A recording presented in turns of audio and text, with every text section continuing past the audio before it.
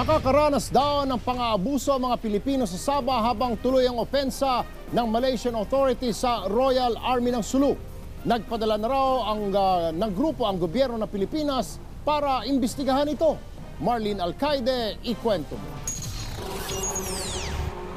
Tuloy-tuloy ang pagtugis ng puwersa ng Malaysia sa Royal Army ng Sulu sa Kampung Pinggir, Sabah nitong weekend. Sa kabuuan, aabot na raw sa higit 50 ang napatay na armadong Pinoy habang higit 100 ang arestado. Dito rin umano napatay ang isang 12 hanggang 15 anyos na lalaki na nagtago lang sa damuhan.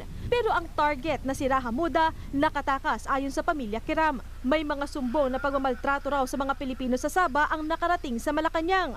Yung mga deportees bago i-deport, talagang pinagmamalupitan. Karamihan sa kanila nakakaranas ng ganyan.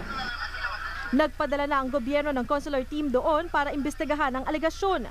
Pero sa online news article itinanggi ng Malaysian Police na inaabuso nila ang mga Pilipino. Ayon kay DSWD Secretary Dinky Soliman, higit 1,000 Pinoy na mula Sabah ang nakauwi. Higit 500 pa ang inaasahang darating. Ang mga nasa hanggang 100 kaanak naman ng mga Kiram, naabutan na rin daw ng tulong ng gobyerno. Natulungan na natin sila sa pagbigay ng pagkain at natulungan na nating nakauwi sila. Hindi pa man tapos ang gulo, sisimulan na ng NBI ang investigasyon kung sino-sino ang nag-udyok sa mga Kiram.